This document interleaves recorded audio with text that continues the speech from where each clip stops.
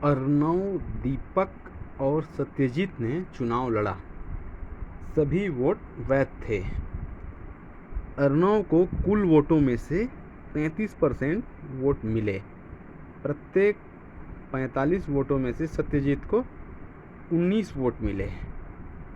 विजेता को सबसे कम वोट प्राप्त करने वाले व्यक्ति से 5,495 वोट अधिक मिले। मतों की संख्या क्या है? ये 4 ऑप्शंस दिए हुए हैं, इनमें से कौन सा सही है ये हमको फाइंड आउट करना है। चुनाव से संबंधित यह सवाल हम बताना चाहेंगे आपको। छत्तीसगढ़ स्टेट इंजीनियरिंग सर्विसेज का ये क्वेश्चन है। मतलब हम कह सकते हैं कि ये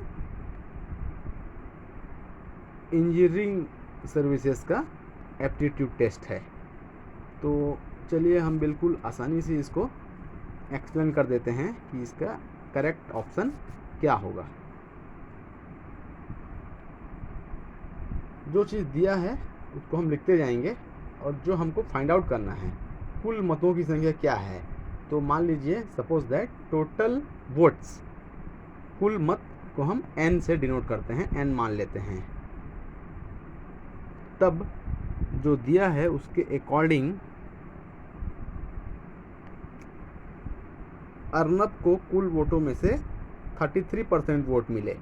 तो डेफिनेटली अगर कुल वोट को हम n से डिनोट करेंगे तब अर्नब को मिले हुए वोटों की संख्या 33, n का 33% होगा। तो ऐसे लिख सकते हैं।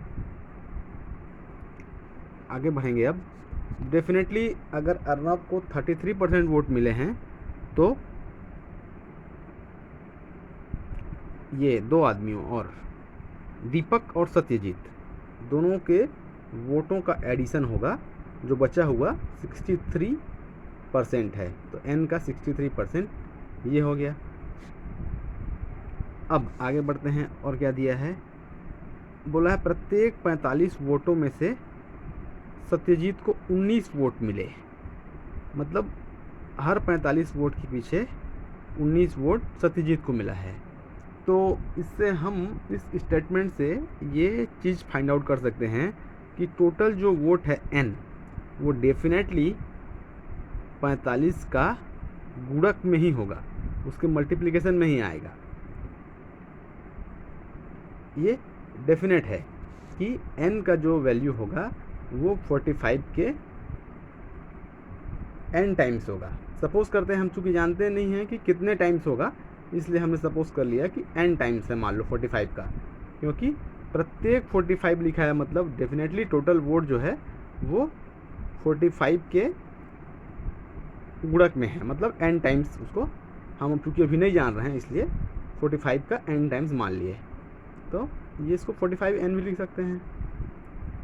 चूँकि दिया है कि प्रत्येक 45 वोट में से सत्यजीत को 19 वोट मिले, तो सत्यजीत को मिले अगर टोटल वोट 45n है तो सत्यजीत को मिले वोटों की संख्या होगी 19n।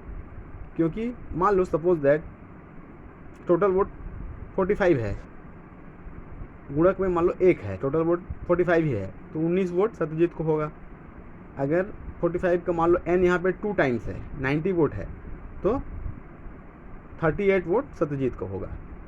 मतलब हर 45 के पीछे 19 वोट सत्यजीत को है। इसलिए हम S S को मिले वोटों की संख्या, S मीन्स सत्यजीत को मिले वोटों की संख्या 19n लिख सकते हैं।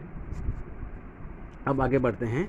ये वाला इक्वेशन है D + S = 67n/100। इसमें इन दोनों का S और n का वैल्यू को स्मॉल n के टर्म्स में हमने पुट कर दिया है। D + S की जगह में 19n, 67n की जगह में 45n डिवाइडेड बाई 100। अब इसको हम कैलकुलेट करेंगे तो हम चूँकि n को स्मॉल n, s को स्मॉल n के टर्म्स में लिख लिया है, तो सिमिलरली हमने d को भी इसको कैलकुलेट करेंगे तो ये आएगा।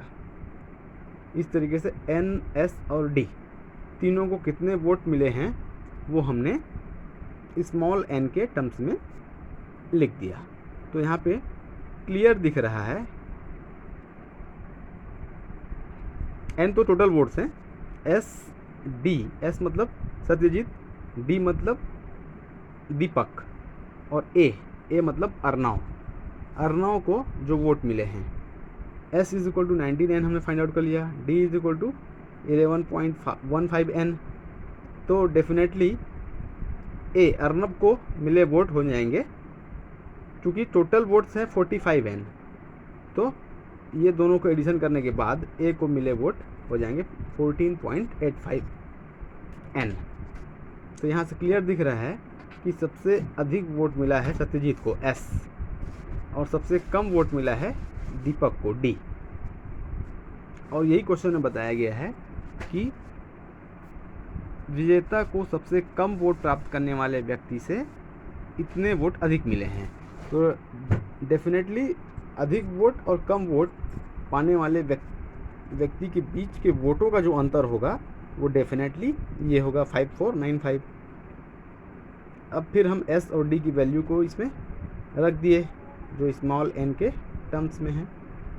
तो इस तरीके से हम कैलकुलेट करके एन की वैल्यू फाइंड आउट कर लिए। ये आप कैलकुलेट करेंगे, this minus this is equal to this, और ये इधर मल्टीप्लिकेशन में है, तो हम 5495 डिवाइडेड बाई 7.85 करेंगे तो n की वैल्यू हमको मिल जाएगी 700।